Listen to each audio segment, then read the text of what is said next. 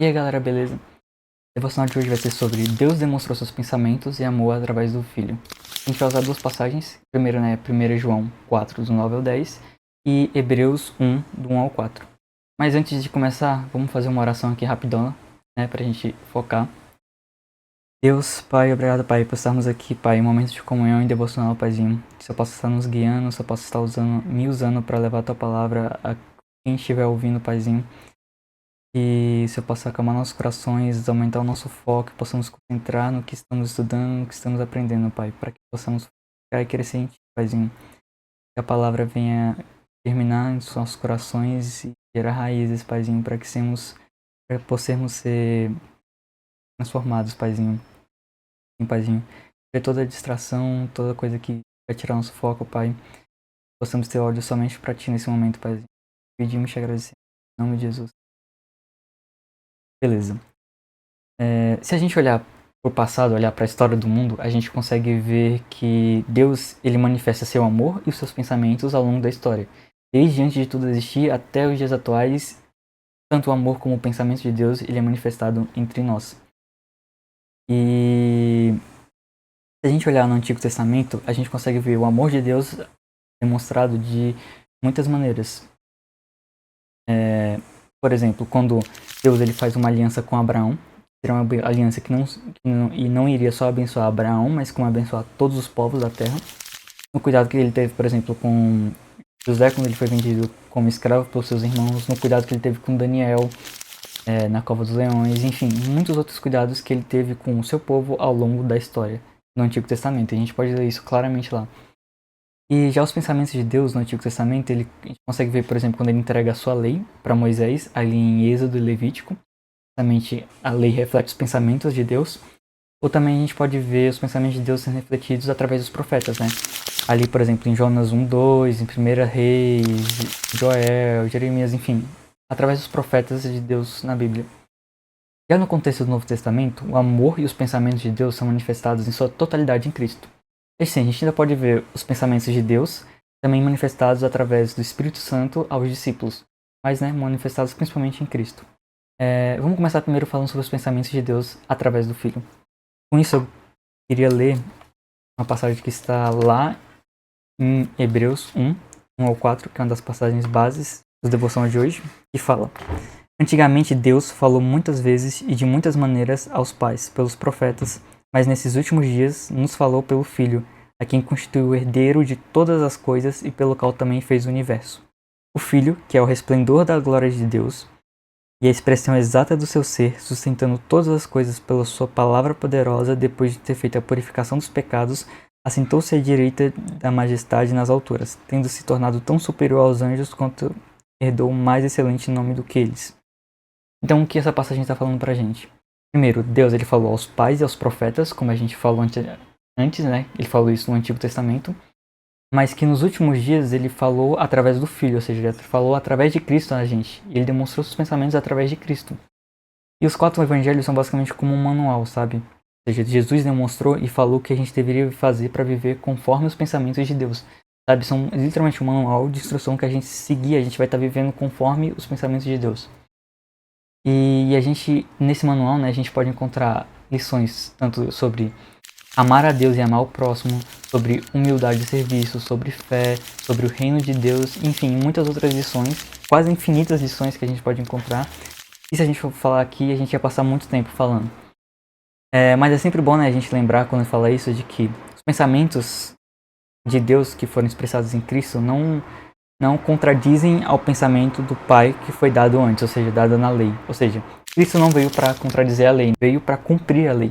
E quando a gente pensa no âmbito de teologia, para tratar sobre esse assunto, sobre os pensamentos de Deus e tal, a gente tem algo que é trazido como a revelação geral e a revelação especial. A revelação geral é uma revelação que Deus traz através da sua criação, ou seja, através da criação, Deus ele demonstra uma revelação geral, ou seja, geral a todos.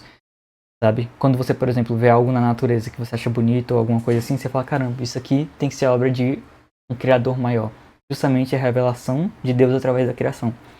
Agora, a revelação especial é justamente a revelação que Deus faz de si mesmo através de Cristo e através da sua palavra, ou seja, através da Bíblia. Paulo ele vai trabalhar sobre esse assunto lá na Carta aos Romanos. ele fala um pouco sobre isso. Lá em Romanos 1, 19 e 20, ele fala sobre isso. Pois o que se pode conhecer a respeito de Deus é manifesto entre eles, porque Deus lhe manifestou. Os atributos invisíveis de Deus, isto é, o seu eterno poder e a sua divindade, claramente se reconhecem desde a criação do mundo, sendo percebidos por meio das coisas que Deus fez, por isso os seres humanos são desculpáveis. Então, aqui ele basicamente fala, né, que se pode conhecer a respeito de Deus, ele é manifesto entre eles porque Deus lhe manifestou, ou seja, Deus manifestou através da gente, ou seja, ele está falando aqui nessa parte sobre a revelação especial. O que se pode ser conhecido, Deus manifestou entre a gente. E aí os atributos de Deus, né, eles podem ser reconhecidos desde a criação, certo? Percebidos pelas coisas que Deus fez. Então aqui ele fala sobre a revelação geral. E que a gente pode perceber a Deus através das coisas, através da criação, das coisas que ele fez. Então, resumindo, né? Revelação geral é a revelação que Deus faz através da sua criação, através das coisas que ele fez. E a revelação especial é a revelação que ele faz através do Filho, através de Cristo e através da sua palavra. Agora a gente vai falar sobre a manifestação do amor de Deus através do Filho. Para isso a gente vai ler 1 João 4, do 9 ao 10. Nisto se manifestou o amor de Deus para conosco, e Deus enviou seu Filho unigênito ao mundo para que por ele vivamos.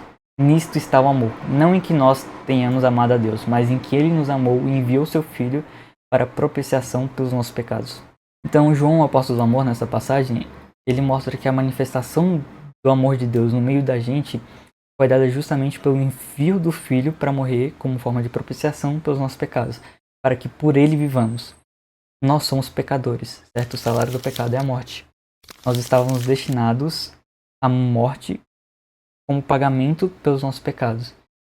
E Deus, ele vem em seu infinito amor, abre mão, ou seja, renuncia do seu próprio Filho amado, do seu Filho amado, justamente coloca para ele morrer pelos nossos pecados, no lugar que a gente deveria morrer. E isso é literalmente tudo que Deus ele pode nos dar, sabe? Porque ele tira a gente de um lugar de morte e coloca a gente num lugar de vida. E não só um lugar de vida, mas um lugar de vida eterna. E aí no final do versículo 9, né, quando João fala que Deus enviou o Filho unigênito para que por ele vivamos, ele não está trazendo só uma ideia de que a gente deve viver uma vida para Cristo, mas de que a gente só consegue viver uma vida para Cristo porque Cristo veio e trouxe vida pra gente. Então é meio que como se fosse um paradoxo, sabe? Um looping. De que a gente só consegue viver para Cristo porque ele deu uma vida para que a gente possa viver, sabe? Ele deu vida a gente, porque ele deu vida pra gente, a gente vai viver por ele.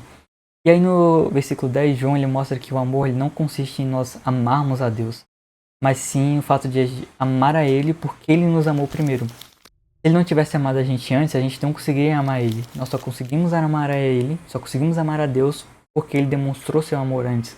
Nossa forma de amor é uma expressão, ou seja, uma derivação do amor de Deus. E a gente pode exemplificar essa ideia pensando numa criança. Uma criança ela só vai saber, só vai fazer o que ela vê os outros fazendo ou o que ensinaram para ela, o que os pais ensinaram para ela. Trazendo a questão do amor, justamente isso. A criança ela só vai saber o que é o amor, como amar. Ela é amada, sabe? Quando os pais dela, por exemplo, amam ela, demonstram esse amor para ela.